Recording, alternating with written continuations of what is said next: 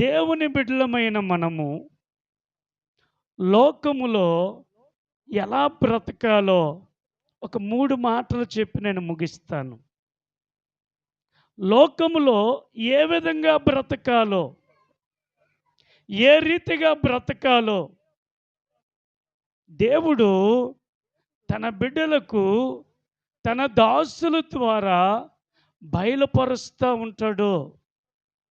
తన బిడ్డలు తన వలె ఉండాలని, తన బిడ్డలు తన వలె ఆలోచించాలని, తన బిడ్డలు తన వలె నడవాలని, తన బిడ్డలు తన వలె ఊహించాలని, తన బిడ్డలు తన వలె బ్రతకాలని దేవుడు ఆశపడతాడు. అయితే ఈ లోకములో నువ్వు ఎలా బ్రతకాలంటే ఆయనను ఆశ్రయిస్తూ బ్రతకాలి. ఎలా బ్రతకాలి? ఆయనను ఆశ్రయిస్తూ బ్రతకాలి. ఈ రోజుల్లో లోకాన్ని ఆశ్రయించిన వారు ఉన్నారు. ఈ రోజుల్లో మనుషులను ఆశ్రయించిన వారు ఉన్నారు.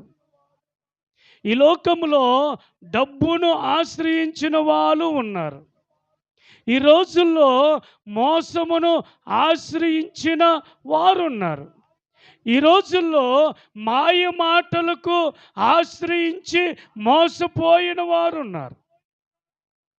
ప్రియమైనటువంటి దేవుని బిడ్డలారా, ప్రియమైనటువంటి సంగమా, నీవు ఒక వ్యక్తిని పాటిస్తూ వెంబడిస్తున్నావంటే ఆ వ్యక్తి గురించి నీకు సంపూర్ణముగా తెలియకపోతే వెంబడించకూడదు. ఒకవేళ ఆ వ్యక్తిని నమ్మి నువ్వు వెంబడిస్తే నీకు మిగిలేది మోసమే. కాబట్టి ప్రియమైనటువంటి దేవుని బిడ్డలారా, ప్రియమైనటువంటి సంగమా, ఈ లోకములో మనము చాలా మందిని చూస్తూ ఉన్నాం. మనుషులను ఆశ్రయించుట కంటే దేవునిని నమ్ముకునుట మంచిది అన్నాడు. 118వ కీర్తన 8వ చరణములో మాట ఉంది. ఒకసారి చదవండి.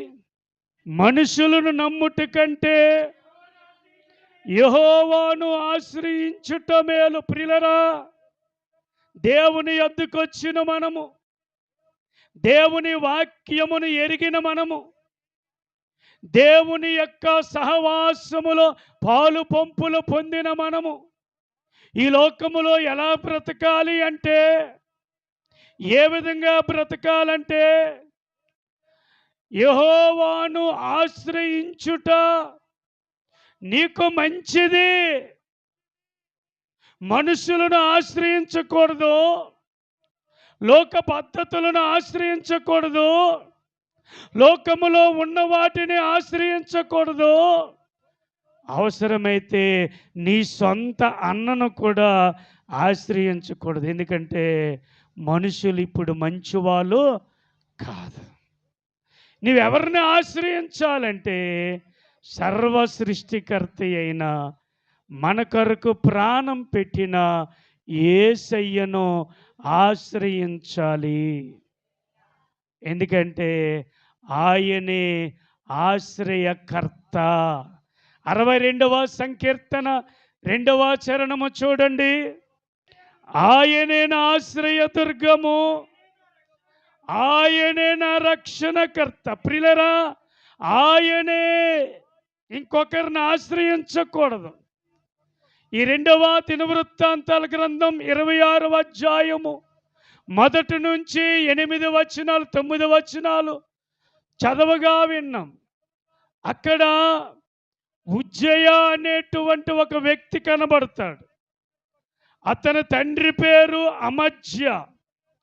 ఇతడు యూదా రాజ్యమును పరిపాలన చేసేవాడు. తన తండ్రి అయిన అమజ్య చనిపోయిన తరువాత ప్రజలందరూ కూడా 16 సంవత్సరాల వయసులో ఉన్న ఈ ఉజ్జయను వారి దేశానికి రాజుగా ఉంచారు, పట్టాభిషేకము చేశారు. అయితే ఉజ్జయ, ప్రియమైనటువంటి దేవుని బిడ్డలారా, యెరూషలేములో 52 సంవత్సరాలు పరిపాలన చేశాడు. తన పరిపాలనలో ఏ విధముగా ఉన్నాడు అంటే, ప్రియులారా, దేవునిని ఆశ్రయించువాడుగా ఉన్నాడు. చిన్న వయసులోనే భక్తి కలిగిన వాడుగా ఉన్నాడు. చిన్న వయసులోనే యథార్థవంతుడిగా ఉన్నాడు. చిన్న వయసులోనే భయముతోనూ భక్తితోనూ నీతితోనూ దేవుని పట్ల అపారమైనటువంటి ప్రేమ కలిగిన మనస్సు కలిగి ఉన్నాడు. ప్రియమైనటువంటి దేవుని బిడ్డలారా, జక్రియా అనే యాజకుడు చెప్పినటువంటి మాటల మీద విశ్వాసముంచి నమ్మకముంచి ఆ సజీవమైన వాక్యములు తన హృదయములో భద్రపరుచుకొని ఆ వాక్య ప్రకారము నడవడానికి, తన దేశాన్ని పాలించటానికి నిశ్చయించుకున్నాడు. ప్రియమైనటువంటి దేవుని బిడ్డలారా, ప్రియమైనటువంటి సంగమా, తన పితరుల వలె కాక దావీదు వలె దేవునిని ఆశ్రయించాడు. దేవుని బిడ్డలారా, ఎంత గొప్ప విశేషము! చిన్న వయసులో 16 సంవత్సరాల వయసు ఎట్లాగుంటుందో మనకు తెలుసు. ఆ వయసు పిల్లవాడు ఎట్లా ప్రవర్తిస్తాడో తెలుసు. ఆ వయసులో ఉన్నవాడు ఎట్లా మాట్లాడుతాడో తెలుసు. ఆ 16 సంవత్సరాలు వయసులో యథార్థంగా ఉంటూ దేవుని వాక్యమును విశ్వసించి సైన్యములకు అధిపతిగా యెహోవాను ఆశ్రయించటము మొదలుపెట్టాడు. ఈ రోజుల్లో వయసులు పెరుగుతున్నాయి. ఈ రోజుల్లో తలలు మెరిసిపోతున్నాయి. కానీ దేవునిని ఆశ్రయించేవారు ఎంతమంది? దేవుని వాక్యమును అర్థం చేసుకునేవారు ఎంతమంది? ఆ వాక్య ప్రకారము నడిచిన వారు ఎంతమంది? ఇది నా గురించే దేవుడు మాట్లాడుతున్నాడని అర్థం చేసుకున్నవారు ఎంతమంది? ఆలోచన చెయ్యండి. ప్రియమైనటువంటి దేవుని బిడ్డలారా, అతి చిన్న పిల్ల వయసులో దేశాన్ని అద్భుతముగా పరిపాలన చేశాడు. కాబట్టి ఇక్కడ మనం చూసుకున్నట్లయితే అతడు దేవునిని ఆశ్రయించాడు గనక అతడు అనేకమైన ప్రాకారాలు కట్టగలిగాడు. దేవుడు అతనికి సహాయము చేశాడు. దేవుడు అతనికి జయాలిచ్చాడు. అంత మాత్రమే కాదు, దేవుడు అతనిని ఆశ్రయించినందువలన, అతడు దేవునిని ఆశ్రయించినందువలన అతడు ఏమయ్యాడు తెలుసా? వర్ధిల్లుతూ వచ్చాడు. ప్రియులారా, ఈ లోకములో నువ్వెలా బ్రతికితే నీకు ఆశీర్వాదము తెలుసా? నువ్వు ఎలా నడిస్తే నీకు ఆశీర్వాదము తెలుసా? నువ్వు ఏ విధంగా నడిస్తే నీకు నెమ్మది తెలుసా? ఏ విధంగా నీ హృదయము దేవునితో పెనవేసుకొని బ్రతికితే ఎటువంటి నెమ్మది సమాధానము ఉంటుంది తెలుసా? వర్ధిల్లుతూ ఉంటా. హల్లెలూయా. ఈ లోకములో దేవునిని ఆశ్రయించేవారు ఎలాగుంటారంటే వర్ధిల్లుతూ ఉంటారు. హల్లెలూయా, హల్లెలూయా, హల్లెలూయా. ప్రియులారా, దేవుని బిడ్డలారా, అధికముగా బలాభివృద్ధి నొందాడు. అతని కీర్తి ఐగుప్తు దేశమంతట వరకు వ్యాపించింది. అతడి పేరు మారుమ్రోగింది. దేవుడు ఎంతగా వర్ధిల్లించాడో చూడండి. ఆయనను ఆశ్రయిస్తే, నిజముగా ఆయనను నమ్ముకుంటే, నిజముగా ఆయన మాటకు లోబడితే నువ్వు పేదవాడివే, నువ్వు దిక్కుమాలిన వాడివే, నీవు ఏ ఆస్తిపాస్తులు లేనివాడివే, నువ్వు పశువులను గొర్రెలను కాసుకున్నవాడివే. కానీ ఆయన వర్ధిల్లింపజేస్తాడు. ఆయన నిన్ను పట్టుకుంటే ఆయన ఉన్నతమైన స్థితులలో నిలబెడతాడు. హల్లెలూయా, హల్లెలూయా, హల్లెలూయా. ప్రియమైనటువంటి దేవుని బిడ్డలారా, ఎవరైతే ప్రభువును ఆశ్రయిస్తారో వారు ఎలా ఉంటారంటే లోకములో వర్ధిల్లుతూ ఉంటారు. ఎందుకంటే ఆయనను ఆశ్రయించువారు మరొకరిని ఆశ్రయిస్తే ఏమీ దొరకదు. ఈరోజు నువ్వెవరిని ఆశ్రయిస్తున్నావు? నీ ఆశ్రయకర్త ఎవరు? ఏవండి, మీరు లేకపోతే నేను లేనండి అని మనుషులను వెంబడిస్తున్నావా? ఎవరిని ఆశ్రయించాలి? ఒకసారి నీ గుండె మీద చేయి వేసుకొని ఒకసారి ఆలోచించు, ఎవరిని ఆశ్రయిస్తున్నావో. ప్రియమైనటువంటి దేవుని బిడ్డలారా, దేవునిని ఆశ్రయించేవారు ఈ లోకములో ఎలాగుంటారంటే వర్ధిల్లుతూ ఉంటారు. దావీదును వర్ధిల్లించిన దేవుడు, ఆమోసును వర్ధిల్లించిన దేవుడు నిన్ను నన్ను కూడా వర్ధిల్లుతూ ఉంటాడు. హల్లెలూయా, హల్లెలూయా. ప్రియులారా, కాబట్టి ఏ ఏ విషయాలు వర్ధిల్లుతామంటే అన్ని విషయాలలో వర్ధిల్లుతాం. ఆర్థికంగా, ఆత్మీయముగా, ప్రేమలో, ఆయన కృపలో, సమాధానములో, నెమ్మదిలో, సంతోషములో, ఆరోగ్యకరములో వర్ధిల్లుతూ ఉంటాం. కాబట్టి ఈ లోకములో మనం ఎలా బ్రతకాలంటే యేసయ్యను ఆశ్రయిస్తూ బ్రతకాలి. ఆయన ఆశ్రయించు వారు ఎలా ఉంటారంటే మొట్టమొదట వర్ధిల్లుతూ ఉంటారు. హల్లెలూయా, హల్లెలూయా. రెండవదిగా చూడండి ఎలాగుంటారంటే కీర్తన 62వ సంకీర్తన 6-7 చరణాలు చూడండి. ఆయనే ఆశ్రయదుర్గము, నా రక్షణాధారము.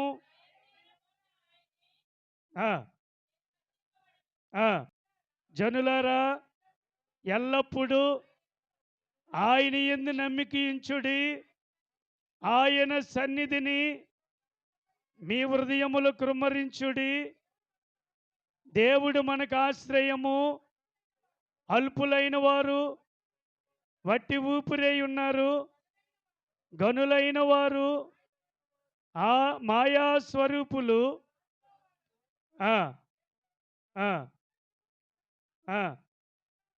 హల్లెలూయా. ప్రియమైనటువంటి దేవుని బిడ్డలారా, ప్రియమైనటువంటి సంగమా, ఇక్కడ చూచినట్లయితే, ఇక్కడ గమనించినట్లయితే దేవునిని ఆశ్రయించిన వారు ఎలాగుంటారంటే కదలకుండా ఉంటారు. కాబట్టి దేవుడే వారికి రక్షణ, దేవుడే వారికి ఆధారము, దేవుడే వారికి ఆశ్రయము. వారు ఎప్పుడు కూడా వారి యొక్క హృదయాలు ఏ విధంగా ఉంటాయంటే నెమ్మదిగా ఉంటాయి. హల్లెలూయా.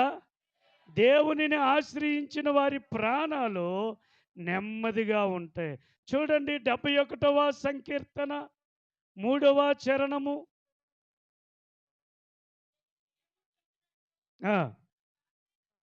నాకు ఆశ్రయదుర్గముగా ఉండుము, నా శైలము, నా దుర్గము నీవే. చూసారండి ప్రియులారా, దేవుడే ఆశ్రయము, దేవుడే దుర్గమునై ఉన్నాడు.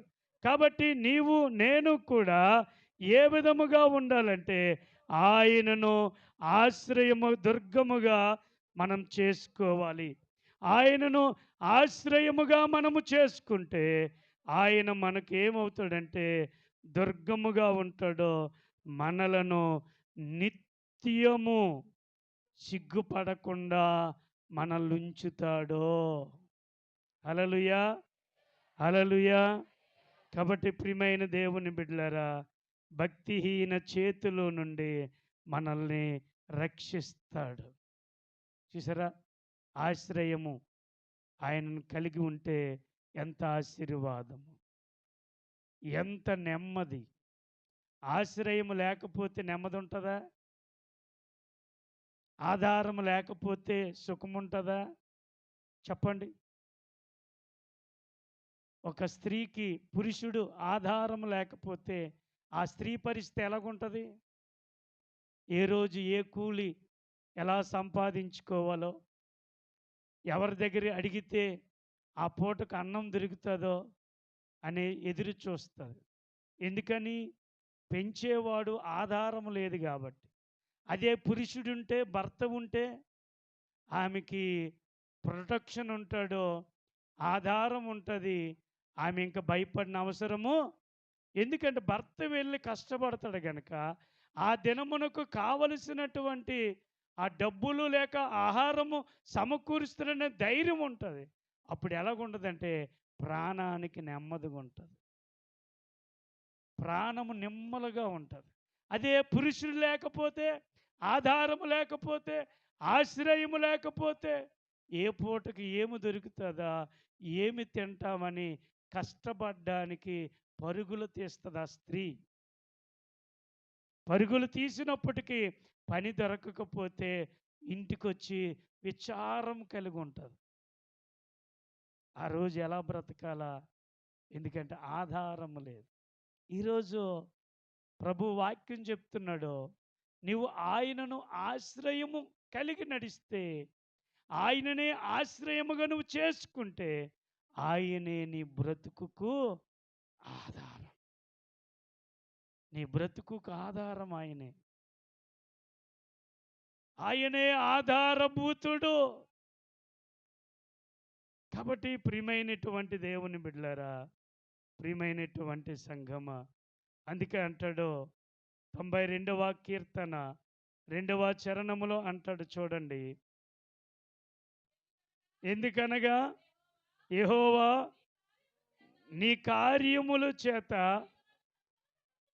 హల్లెలూయా, యెహోవాను ఆశ్రయిస్తే అనగా యేసును ఆశ్రయిస్తే ఏ విధంగా ఉంటుందంటే హృదయము సంతోషముతో ఉంటుంది.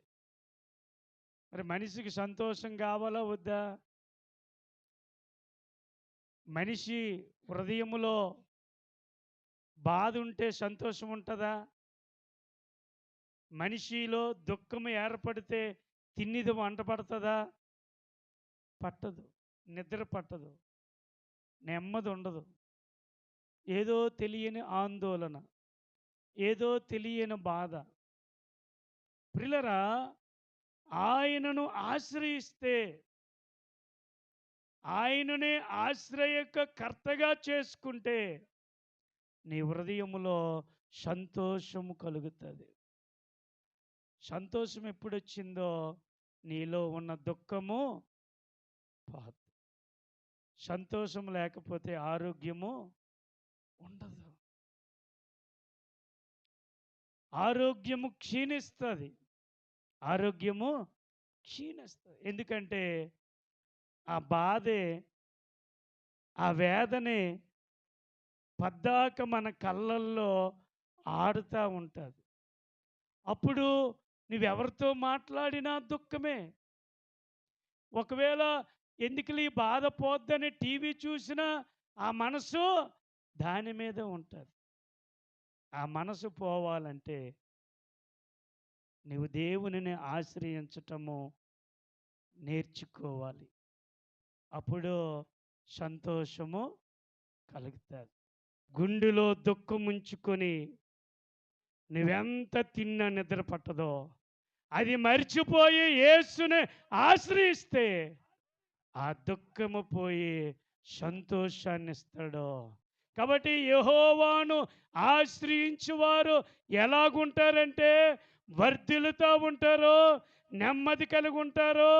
ఆయనే ఆధారం ఉంటుంది. వారి హృదయాలు సంతోషముతో ఉంటాయి.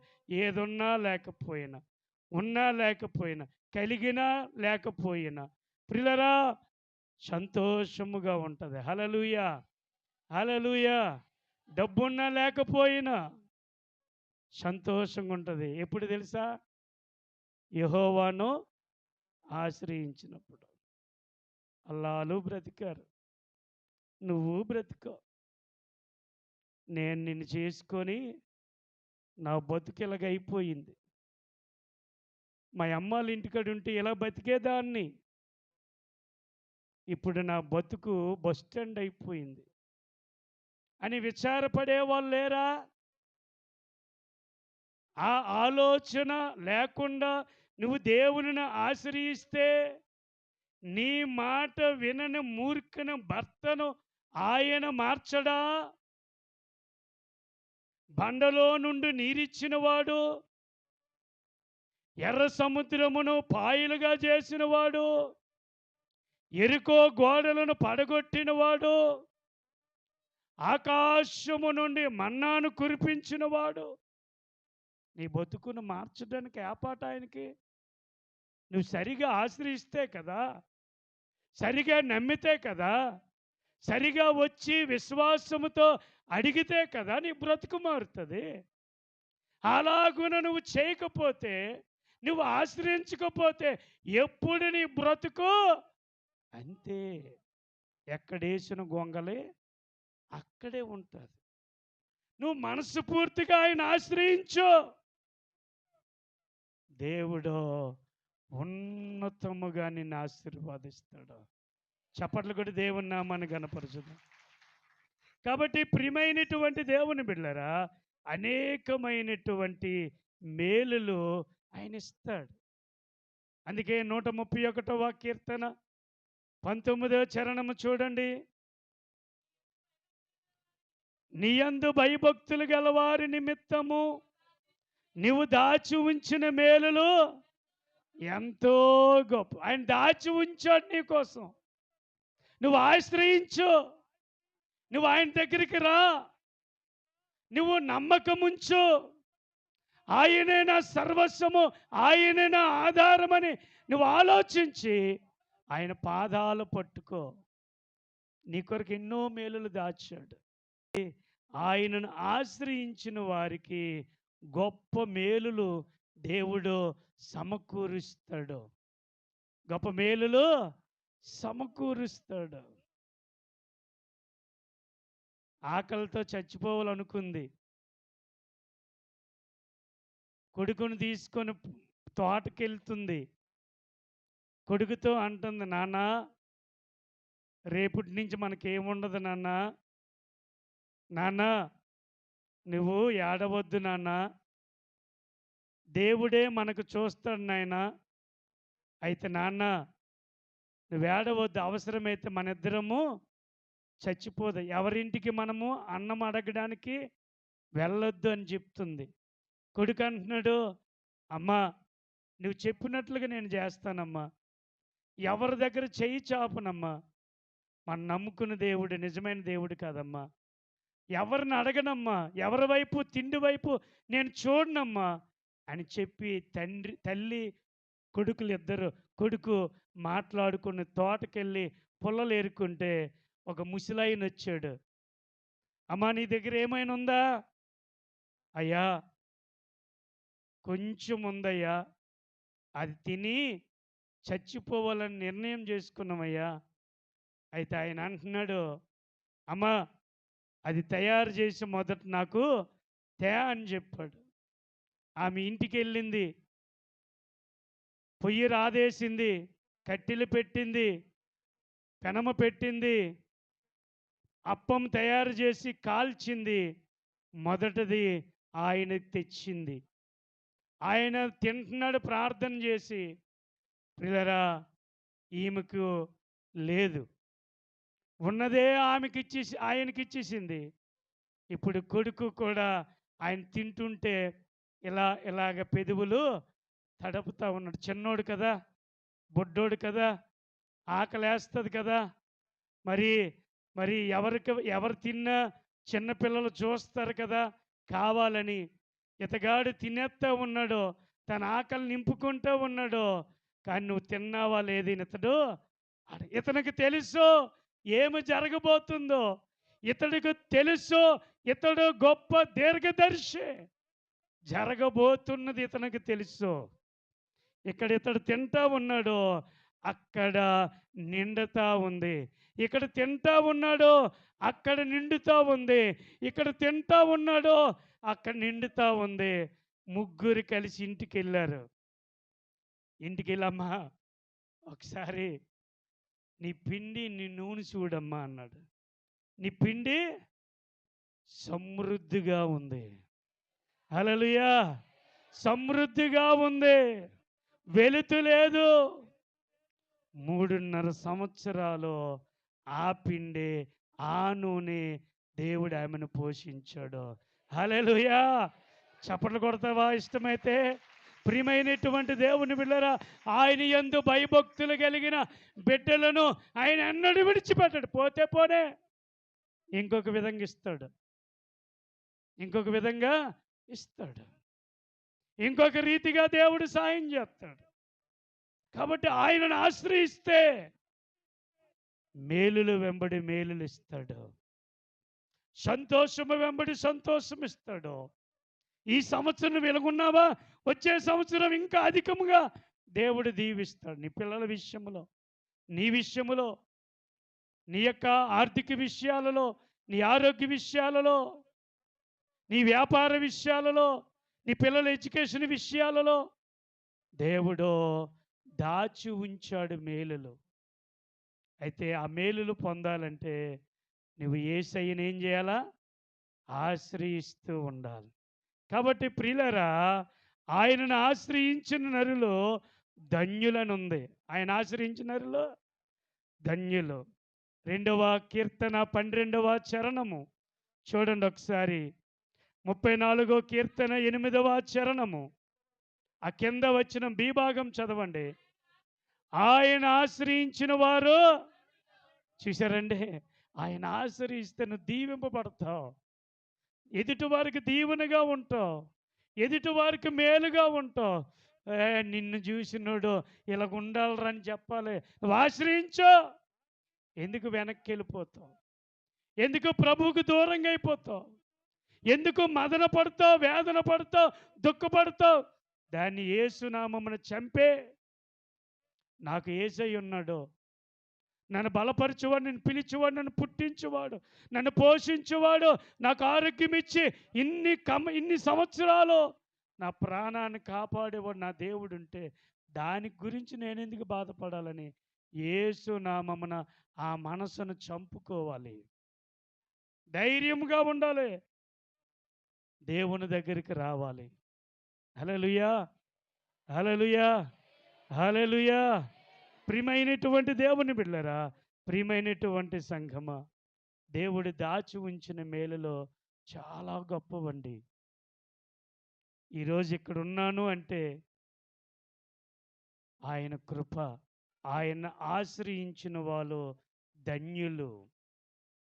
ఆయన ఆశ్రయించే వారు ఇంకెలాగుంటారో తెలుసా? బ్రతుకుతారు. ఆమోసు గ్రంథం 5వ అధ్యాయము 4వ వచనము చూడండి.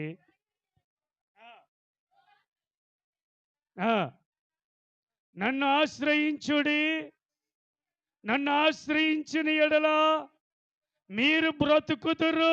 చూసారండి, నన్ను ఆశ్రయించిన ఎడల మీరు బ్రతుకుతారు. అది గొప్ప మాట. ఆయన దాచి ఉంచిన మేలుల్లో ఎంత గొప్ప ఉన్నాయి. కాబట్టి యెహోవాను ఆశ్రయించితే దొరికినటువంటి గొప్ప ఆశీర్వాదం ఏంటంటే, మొదట వర్ధిల్లుతాము, రెండవది నెమ్మది కలిగి ఉంటుంది, మూడవది ఆయనే ఆధారం ఉంటుంది, నాలుగవది ఆయన సంతోషం ఇస్తాడు, ఐదవది మేలులుంచుతాడు, ఆరవది ప్రియమైనటువంటి దేవుని బిడ్డలారా ఆయన ఏం చేస్తాడంటే బ్రతికిస్తాడు. ఏం చేస్తాడు? బ్రతికిస్తాడు. కాబట్టి ఆయన ఆశ్రయిస్తే ఎంత ఉపకారం జరుగుతుంది. ఆయన ఆశ్రయిస్తావా మనసారా? ఆయనే దిక్కనుకొని బ్రతుకుతావా? ప్రియమైన దేవుని బిడ్డలారా, ఎందుకు పనికిరాని నన్ను ఆశీర్వదించిన దేవుడు, కడు బీదవాడునైన నన్ను పోషించిన దేవుడు, మిమ్మల్ని పోషించడా, మిమ్మల్ని ఆశీర్వదించుడా, మిమ్మను వర్ధిల్లింప చేయుడా. అయితే ఆ దీవులు నీకు రావాలంటే ఆయనను ఆశ్రయించాలి. కాబట్టి ఉజ్జియా రాజు అయినప్పటికని, చిన్న వయసు అయినప్పటికని, ఆయనను ఆశ్రయించినంత కాలము కూడా వర్ధిల్లుతుంది. హల్లెలూయా. ఆయన ఆశ్రయించినంత కాలము మధ్యలో ఒకటి వచ్చేస్తుంది.